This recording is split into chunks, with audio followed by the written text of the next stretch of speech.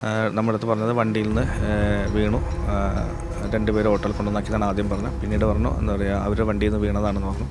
പിന്നീട് അവർ വണ്ടിയിൽ ഒരു ഹമ്പ് ചാടിയപ്പോൾ തെറിച്ച് വീണതെന്ന് പറഞ്ഞു. ഹമ്പിൽ നിന്ന് വീഴുന്ന രീതി ഇതൊക്കെ കാണുമ്പോൾ നമുക്കതിൽ എന്തോ ഒരു ദുരൂഹത തോന്നിയിട്ടുണ്ടായിരുന്നു. അവരെന്ന ബാറിൽ വെച്ച് സുരേഷ് ഇവരായിട്ട് പരിചയപ്പെടുകയും ആ ബാറിൽ മദ്യപിച്ച് ഫിറ്റായിട്ടുള്ള ഒരു നിസാർ പടുവിങ്ങൾ എന്ന വ്യക്തിയെ ഓട്ടോയിൽ കയറ്റാൻ സഹായിക്കാൻ ചെയ്തതായിട്ട് അറിയുന്നു.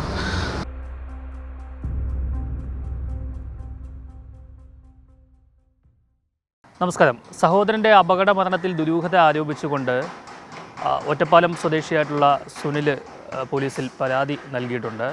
അദ്ദേഹത്തിൻ്റെ സഹോദരൻ സുരേഷ് കഴിഞ്ഞ 10-ന് എടത്തല കീഴ്മാട് ജംഗ്ഷന് സമീപം വെച്ച് ഓട്ടോയിൽ നിന്നും തെറിച്ച് വീണ് രാജഗിരി ആശുപത്രിയിൽ ചികിത്സയിലിരിക്കെ മരണപ്പെട്ടിരുന്നു. അതിലാണ് ഇപ്പോൾ അദ്ദേഹം ദുരൂഹത ആരോപിച്ചുകൊണ്ട് രംഗത്തെത്തിയിരിക്കുന്നത്. എന്താണ് സഹോദരൻ്റെ മരണത്തിൽ ഇങ്ങനെ ദുരൂഹത ആരോപിക്കാൻ കാരണം? അത് ഒരു ഓട്ടോയിൽ തെറിച്ച് വീണു, രണ്ടുപേരും ഹോസ്പിറ്റലിൽ കൊണ്ടുവന്ന് അഡ്മിറ്റ് ആക്കിയതാണ് നമ്മൾ പിറ്റേ ദിവസം രാവിലെ അറിഞ്ഞത്. അതനുസരിച്ച് നമ്മൾ ഹോസ്പിറ്റലിൽ ചെന്നപ്പോൾ ആൾ വെൻറ്റിലേറ്ററിൽ കാര്യങ്ങളായിരുന്നു. നമ്മൾ പോലീസ് കാര്യങ്ങൾ ഒക്കെ പറഞ്ഞത് നമ്മുടെ അടുത്ത് പറഞ്ഞത് വണ്ടിയിൽ നിന്ന് വീണു, രണ്ടുപേരും ഓട്ടോയിൽ കൊണ്ടുവന്നാക്കിയതാണ് ആദ്യം പറഞ്ഞത്. പിന്നീട് പറഞ്ഞു എന്താ പറയുക, അവരുടെ വണ്ടിയിൽ നിന്ന് വീണതാണെന്ന് പറഞ്ഞു. പിന്നീട് അവർ വണ്ടിയിൽ ഒരു ഹമ്പ് ചാടിയപ്പോൾ തെറിച്ച് വീണതെന്ന് പറഞ്ഞു. പിന്നീട് CCTV വിഷ്വൽ കിട്ടി. അതിൽ ഹമ്പിൽ നിന്ന് തെറിച്ച് വീഴുന്നതായിട്ട്, ഹമ്പ് ചാടുന്നതിന് മുന്നേ തെറിച്ച് വീഴുന്നതായിട്ടാണ് നമുക്ക് തോന്നിയിട്ടുള്ളത്.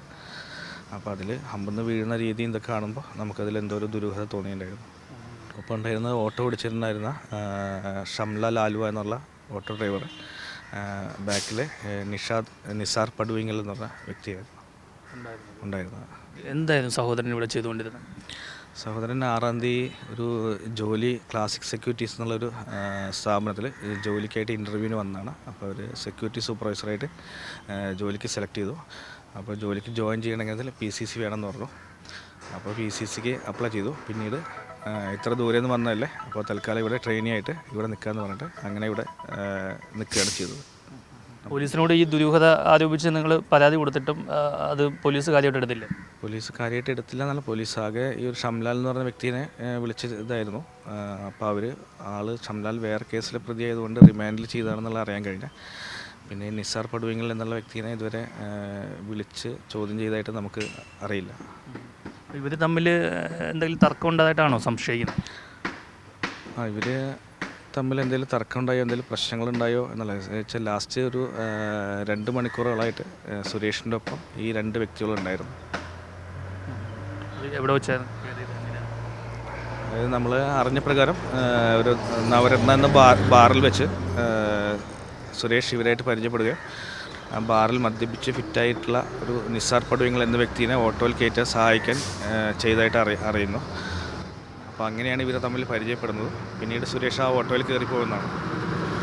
ഇതൊരു ഏകദേശം ഒരു 8:30 മണിക്ക് ശേഷമാണ് ഇത് സംഭവിക്കുന്നത്. അപ്പോൾ അതിൽ വിഷ്വൽ കണ്ടതിൽ പ്രകാരം സുരേഷിന് യാതൊരു കുഴപ്പമില്ല, നോർമലായിട്ടുള്ള.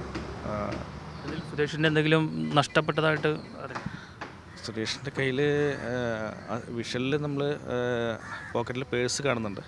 പിന്നെ ഇവിടെ നാട്ടിൽ നിന്ന് ഇവിടുന്ന് പോകുമ്പോൾ അതിലുള്ള കുറേ സുരേഷിൻ്റെ ഒരു ബാഗ്, പേഴ്സ്, ഒരു ലാപ്ടോപ്പ്, പിന്നെ സർട്ടിഫിക്കറ്റുകളൊക്കെ ഉണ്ടായിരുന്നു. അപ്പോൾ അതൊന്നും നമുക്കിതുവരെ തിരിച്ച് കിട്ടിയിട്ടില്ല.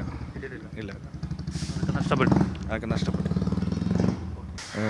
സുരേഷിൻ്റെ ഫോണിൽ നിന്നും സുരേഷ് സഞ്ചരിച്ചായിട്ടുള്ള ഒരു റൂട്ട് മാപ്പും കിട്ടിയിട്ടുണ്ട്. അത് പോലീസിന് കൈമാറിയിട്ടുണ്ട്. അതിൽ ടൈം ലൈൻ പ്രകാരം ബാറിൽ നിന്നിറങ്ങി കുറച്ച് സ്ഥലം യാത്ര ചെയ്ത് പിന്നെ മാർക്കറ്റ് റോഡ് സിവിൽ സ്റ്റേഷൻ അവിടെ ഒരു 16 മിനിറ്റോളം ഹാൾട്ടായിട്ട് അറിയാൻ കഴിഞ്ഞു. പിന്നീട് വീണ്ടും ട്രാവൽ ചെയ്തിട്ട് വെസ്റ്റ് എഞ്ചിനീയറിംഗ് 4 മൈൽ എരുമത്തല ഇടത്തല എന്ന ഭാഗത്ത് ഒരു 30 മിനിറ്റിലധികം ഹാൾട്ടായിട്ടുള്ളതായിട്ട് നമുക്ക് അറിയാൻ കഴിഞ്ഞിട്ടുണ്ട്. അപ്പോൾ ഈ 2 സ്ഥലങ്ങളിൽ എന്തെങ്കിലും സംഭവിച്ചിട്ടുണ്ടോ, അവിടെ നിന്ന് വെച്ചിട്ട് എന്തെങ്കിലും എന്താ സംഭവിച്ചതെന്നുള്ളത് ഒരു വ്യക്തതയില്ല. അതറിയാൻ വേണ്ടിയിട്ടാണ് നമ്മൾ പോലീസിനകത്ത് ഇത്രയും ഡീറ്റെയിൽ കൊടുത്തിട്ട് അതിൻ്റെ വിശദമായ അന്വേഷണം, അതായത് ആ റൂട്ടിലുള്ള CCTV എല്ലാം പരിശോധിക്കണമെന്ന് ആവശ്യപ്പെട്ടിട്ടുണ്ടായിരുന്നു. എന്തായാലും ഈ മരണത്തിൽ ദുരൂഹത പറയുന്നത് ഇങ്ങനെയാണ്. ഈ ഓട്ടോ ഹമ്പ് ചാടുമ്പോഴാണ് തെറിച്ച് വീണമെന്നാണ് പറയുന്നത്. പക്ഷേ സുരേഷൊക്കെ പരിശോധിച്ച CCTV-യിൽ ഹമ്പ് ചാടുന്നതിന് മുമ്പ് തന്നെ ഓട്ടോയിൽ നിന്നും പുറത്തേക്ക് തെറിച്ചു വീഴുന്നത് കാണുന്നുണ്ട്. അപ്പം മദ്യപിച്ചിട്ടാണ് ഇവർ 3 പേരും ഈ ഓട്ടോയിൽ യാത്ര ചെയ്തതെന്ന് വേണം നമുക്ക് അനുമാനിക്കാൻ. കാരണം ബാറിൽ നിന്ന് ഇറങ്ങിയതാണ്.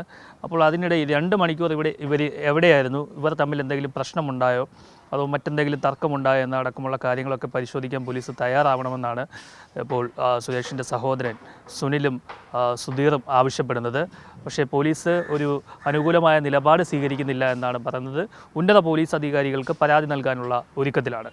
കൊച്ചിയിൽ നിന്നും ജസ്വിൻ വർഗീസിനോടൊപ്പം R. പിയൂഷ്, മറുനാടൻ മലയാളി.